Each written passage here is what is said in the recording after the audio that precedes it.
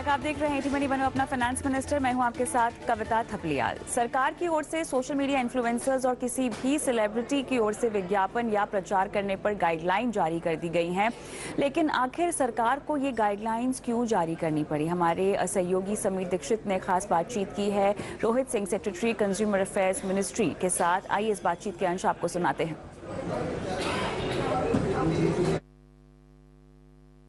आखिर सरकार को सोशल मीडिया इन्फ्लुएंसर या फिर सेलिब्रिटी द्वारा किसी भी विज्ञापन करने या प्रचार करने को लेकर के गाइडलाइंस क्यों जारी करनी पड़ी? इसको समझने के लिए दो आंकड़े समझने होंगे। एक तरफ जहां भारत में फिलहाल 1 लाख से ज्यादा सोशल मीडिया इन्फ्लुएंसर हैं जो ऑटो, टेक, लीगल अलग अलग सेक्टर में वो अपने रिव्यूज दे रहे हैं। वो एक तरीके से कंज्यूमर्स के बाइंग पैटर्न को इन्फ्लुएंस कर रहे हैं। सेलिब्रिटीज भी इसी तरीके की भूमिका निभा रहे हैं। वहीं दूसरी तरफ जो पूरा मार्केटिंग इस वक्त देख रहे हैं सोशल मीडिया इन्फ्लुएंसर के द्वारा, ये बाजार जो 2022 में तकरीबन 1800 करोड़ रुपए का था, वो हर साल 20% की दर से बढ़ता हुआ उम्मीद है कि 2025 तक 2800 करोड़ रुपए के आंकड़े को पार कर जाएगा। इन तमाम स्थिति को देखते हुए सरकार को ये फौरी तौर पर लगा कि एक गाइडलाइन होनी चाहिए और वो ये बताए कि सोशल मीडिया पे जब आप प्रचार कर रहे हैं, विज्ञापन कर रहे हैं, तो कंज्यूमर को स्पष्ट तौर पर पता चलना चाहिए कि ये विज्ञापन जो है किसी कंपनी के साथ करार करके किया गया है या पैसों के एवज में या किसी और चीज के लेन देन के जरिए ये प्रचार किया गया है। यही वजह है कि कंज्यूमर अफेयर्स मिनिस्ट्री ने गाइडलाइंस जारी करी है सोशल मीडिया इन्फ्लुएंसर या सेलिब्रिटी के एंडोर्समेंट को लेकर के। इसमें साफ तौर पे कहा गया है कि अगर इन्फ्लुएंसर किसी प्रोडक्ट को, सर्विस को अगर वो एंडोर्स कर रहा है और उसके लिए कोई पैसे लिया है या फिर कोई और उस कंपनी के साथ में कोई करार किया है, तो उसको प्रॉपरली डिस्क्लोज करना होगा। अगर प्रिंट के माध्यम से प्रचार है तो प्रिंट में लिखना होगा कि ये एक पेड सॉर्ट ऑफ एडवर्टाइजमेंट है। अगर वीडियो में है तो नीचे टिकर, जिसको हम पट्टी कहते हैं, वो आपको चला करके डिस्क्लोज करना होगा कि किस तरीके का ये एंडोर्समेंट है। तो इसके जरिए कंज्यूमर को एक इन्फॉर्म्ड चॉइस देने की यहाँ पे कोशिश की गई है। और अगर वायलेशन होता है, मान लीजिए कंज्यूमर शिकायत करता है और या फिर सीओ मोटो लेकर के सरकार देखती है कि उनकी गाइडलाइंस का वायलेशन होता है, तो 10 लाख रुपए से लेकर के 50 लाख रुपए तक का जुर्माना या आर्थिक दंड लगाया जा सकता है। यही नहीं, सरकार उस अकाउंट को सस्पेंड कर भी सकती है। तो इस तरीके से कड़े कदमों के जरिए सरकार की कोशिश ये है कि जितने भी सोशल मीडिया प्लेटफॉर्म पे जो एडवर्टाइजमेंट हो रहा है, ये इसका सही तरीके से लोगों को पता चल पाए, कंज्यूमर को पता चले कि ये पेड है या नॉन पेड है, और उसी हिसाब से कंज्यूमर अपने बाइंग पैटर्न को तय करे।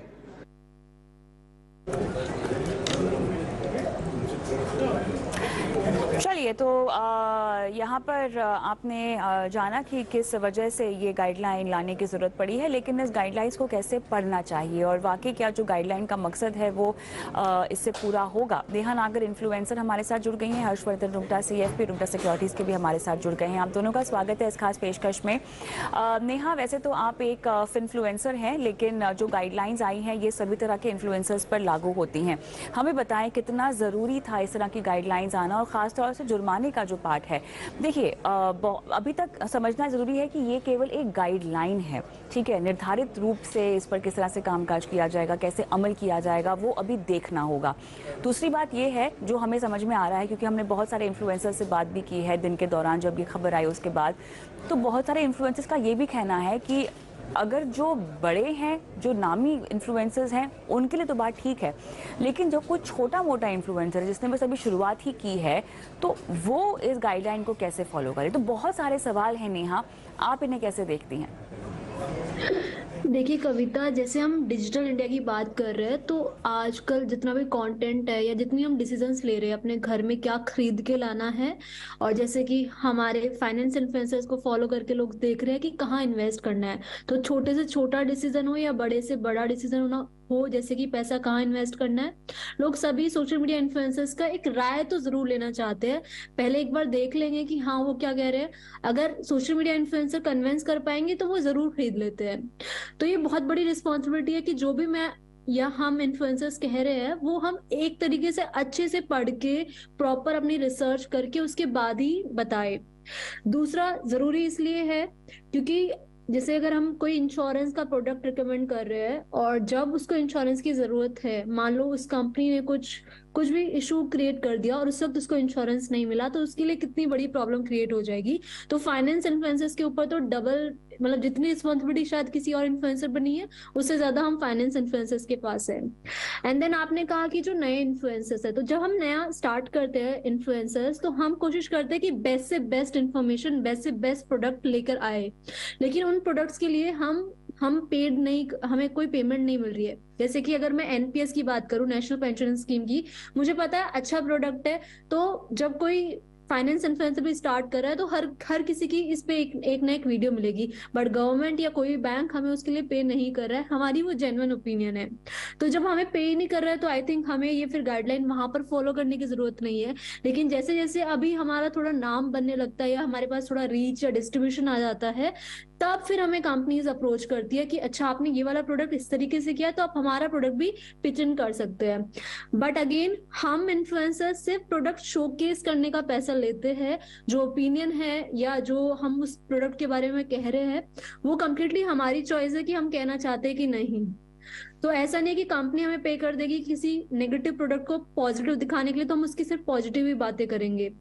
तो अभी तक जितने भी फाइनेंस इन्फ्लुएंसर्स को देख रही हूँ, तो ऑलरेडी जो स्काई की गाइडलाइंस आई थी कि hashtag collab, hashtag partnership use करना है, तो आई थिंक 100, मैंने तो कोई ऐसा देखा नहीं है क्रिएटर अपने साथ का कि जिसने ये जो गाइडलाइंस है वो फॉलो नहीं की। हाँ, वो जब 2021 में फर्स्ट टाइम आई थी, तो स्टार्टिंग के 1-2 महीने में प्रॉब्लम्स हुई थी, और कुछ लोगों को ईमेल भी आया था कि भाई आपने ये वाली गाइडलाइंस फॉलो नहीं की है, आप फॉलो करो। बट देन लोग खुद ही इतने रिस्पॉन्सिबल फील करते हैं, इन्फ्लुएंसर स्पेशली फाइनेंस वाले।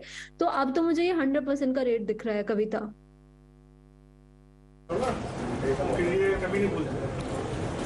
चलिए, तो काफ़ी खूबसूरती से नेहा ने समझाया। हालांकि नेहा एक इन्फ्लुएंसर है और काफ़ी बड़ी फॉलोइंग है इनकी, काफ़ी सारे सब्सक्राइबर्स भी हैं इनके। लेकिन हर्ष, एक सवाल जो मेरे जहन में आ रहा है कि अकाउंटेबिलिटी, ये तमाम नियम और कायदे कानून लगा दिए गए हैं, जुर्माना भी यहाँ निर्धारित कर दिया गया है, लेकिन अकाउंटेबिलिटी क्या है?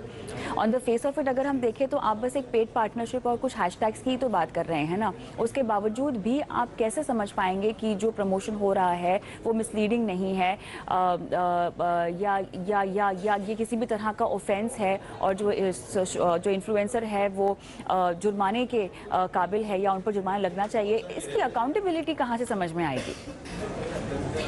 तो कविता, देखिए, एक चीज तो जो अच्छी हुई है वो ये है कि आपको एक कम से कम किसी को रिस्पॉन्सिबल रखना है।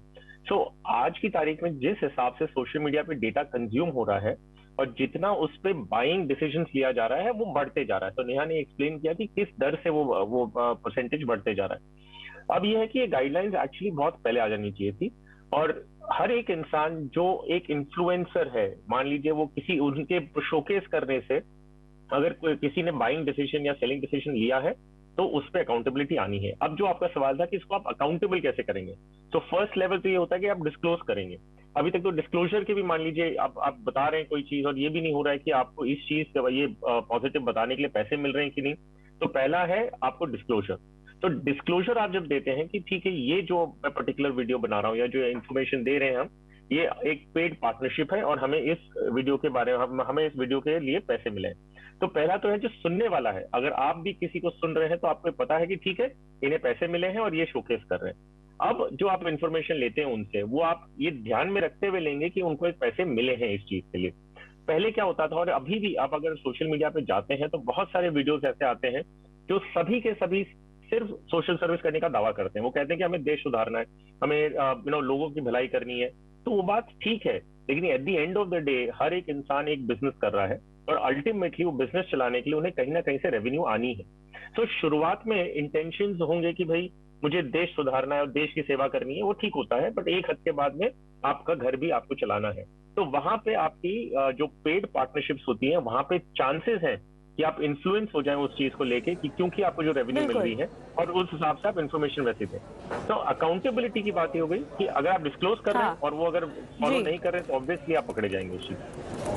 बिल्कुल सही कहा आपने, और बहुत ज़रूरी है कि इस पूरे प्रोसेस को स्ट्रीमलाइन कर देना। यहाँ पर सोशल मीडिया इन्फ्लुएंसर कोई आम शख्स हो या कोई सेलिब्रिटी हो, सबको इसके तहत जो है इसके अधीन अब आना पड़ेगा। लेकिन नेहा, जो हम फिल्टरिंग आउट की बात करते हैं ना कि फेक इन्फ्लुएंसर्स या रियल इन्फ्लुएंसर्स, इसका क्या इम्पैक्ट पड़ता हुआ दिखेगा? ये फिल्टरिंग हो जाएगी जिसके तहत ये जो गाइडलाइंस आई हैं?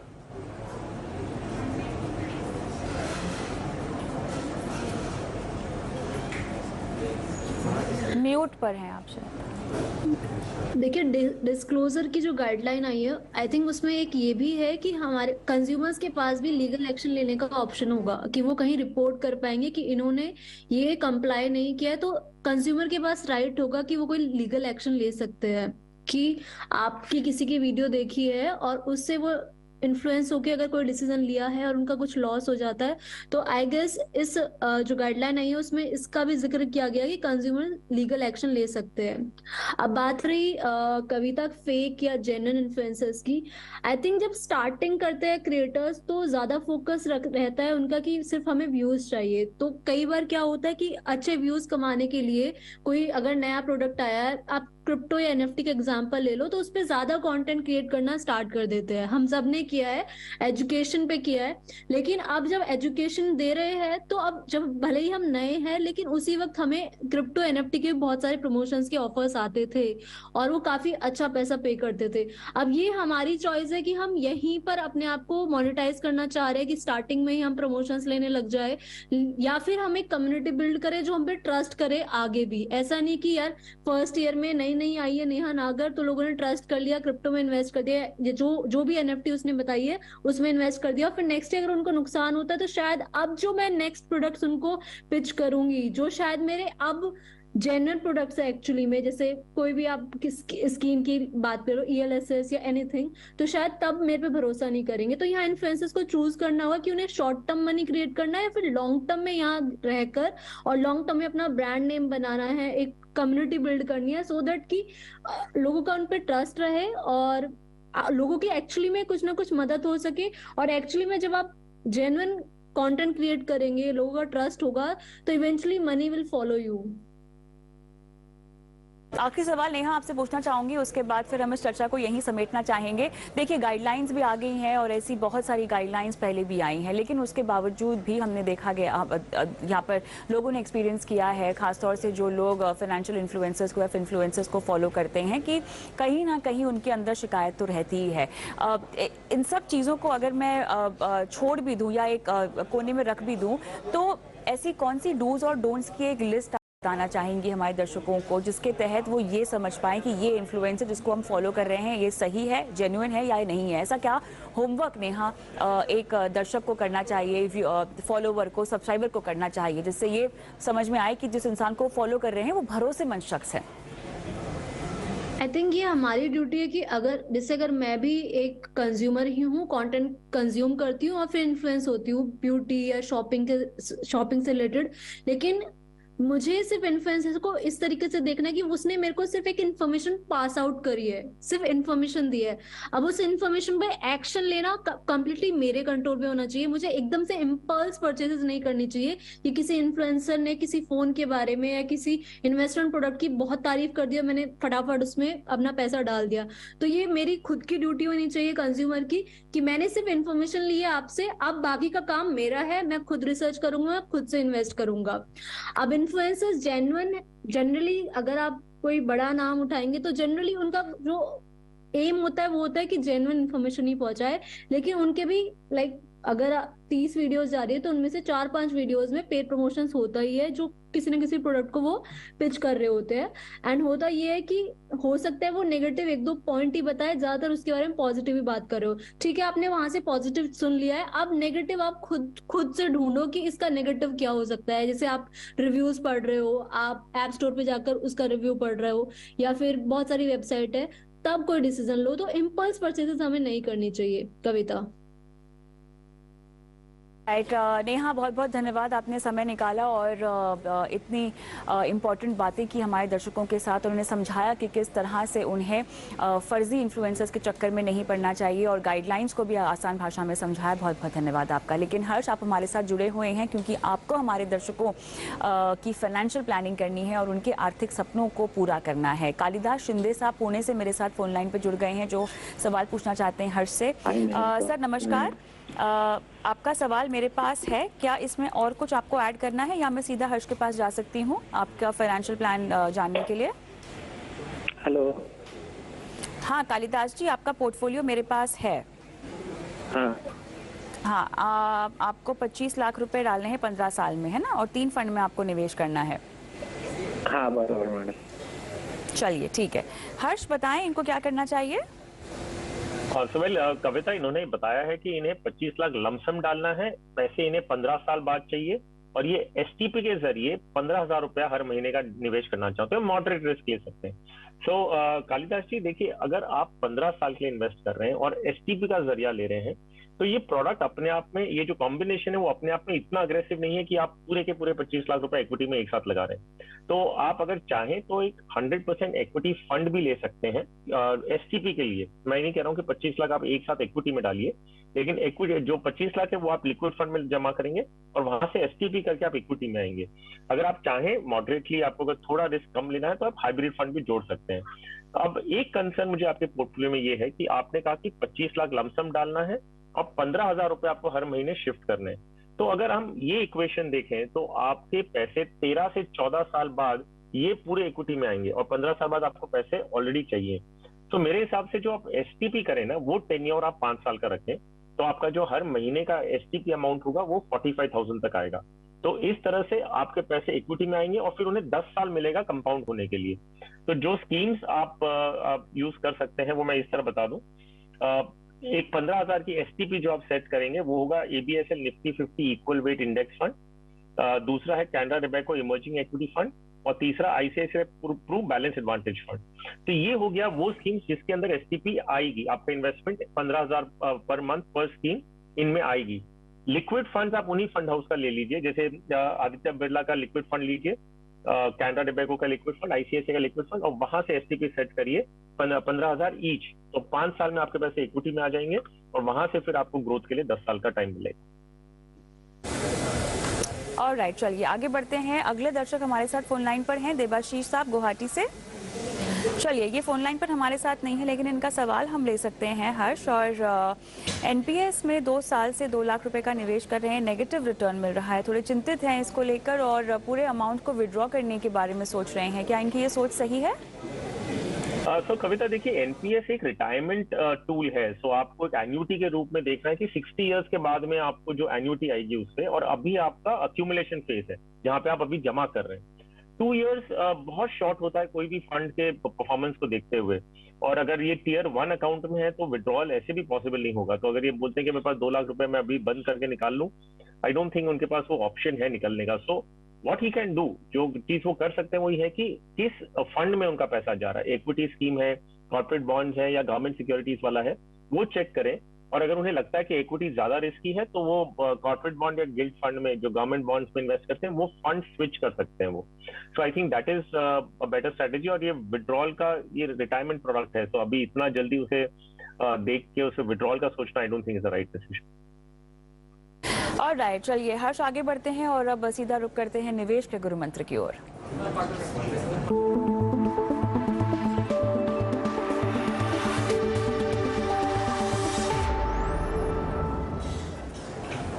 बताएं हर्ष, आपने क्या निवेश का गुरु मंत्र आज देना है दर्शकों को? वेल कविता, हमने इतने पोर्टफोलियोज देखे हैं और इसमें क्या होता है ना कि जब हम कोई भी पोर्टफोलियो देखते हैं उसमें इतनी सारी स्कीम्स आ जाती हैं। मतलब एक इंसान के पास 10, 12, 15, 20 स्कीम्स भी होती हैं। मेरा सिर्फ कहना इतना है कि आप अगर देखें तो इक्विटी जो सारे म्यूचुअल फंड्स मिलके आपको ऑफर करते हैं, वो करीबन 500 से ज्यादा इक्विटी स्कीम्स होंगी और 500,000 से ज्यादा आपके पास डेट स्कीम्स होंगी। तो अगर 500 इक्विटी स्कीम्स है मान लीजिए, तो अगर 50 तो अच्छी स्कीम्स होंगी ना, कि 10% तो बहुत अच्छा परफॉर्म कर रहे होंगे। अब क्या होता है कि हर एक इन्वेस्टर ना अलग अलग माध्यम से कोई ना कोई स्कीम का नाम सुन लेता है, और क्योंकि 50 अच्छी है तो कोई ना कोई आपको कोई दूसरा, किसी को कौन सी स्कीम पसंद है, किसी को कुछ और नहीं है। तो ऐसे आप इतने सारे नाम सुन के आप वो सारी स्कीम्स अपने पोर्टफोलियो में ले लेते हैं। ये तरीका सही नहीं है। आपको अपना जो इन्वेस्टमेंट पोर्टफोलियो बनाते हो तो आप क्रिएट कैसे करेंगे, आप ये देखेंगे कि मुझे किस तरह की जरूरत है, मैं किधर मार्केट सेगमेंटेशन में मैं कहाँ एलोकेट करना चाहूँ, large cap, mid cap, small, multi, flexi, तो मैं कैसे अपना पोर्टफोलियो क्रिएट करना चाहता हूँ। और फिर जब आप डिसाइड कर लें कि मुझे कौन से मार्केट सेगमेंट में अपने पैसे डिवाइड करने हैं, वो हर सेगमेंट का सिर्फ एक ही स्कीम लीजिए। तो अगर आपने लार्ज, मिड एंड स्मॉल देखा है तो लार्ज में एक, मिड में एक और स्मॉल कैप में एक। ये नहीं कि 5 स्कीम लार्ज कैप की, 5 मिड कैप की, 5 स्मॉल कैप की। अपने पोर्टफोलियो क्लटर ना करें, उससे कोई फायदा नहीं होगा। और सिंपल रखें, कम स्कीम्स रखें, आपका जो मतलब है, जो पर्पस है, वो पूरा सॉल्व हो जाएगा। चलिए, तो इतने अनोखे निवेश गुरु मंत्र के साथ हर्ष, बहुत बहुत धन्यवाद, आपने समय निकाला, दर्शकों की फाइनेंशियल प्लानिंग की आज। और इसी के साथ मुझे भी आज के शो में इजाज़त दे, लेकिन जाते जाते आपको छोड़ जा रहे हैं हमारे व्हाट्सएप नंबर के साथ, जिसके ज़रिए आप सीधा हम तक पहुँच सकते हैं, अपने सवाल हमें भेज सकते हैं और हम कर सकते हैं आपकी लाइफ फाइनेंशियल प्लानिंग। नमस्कार।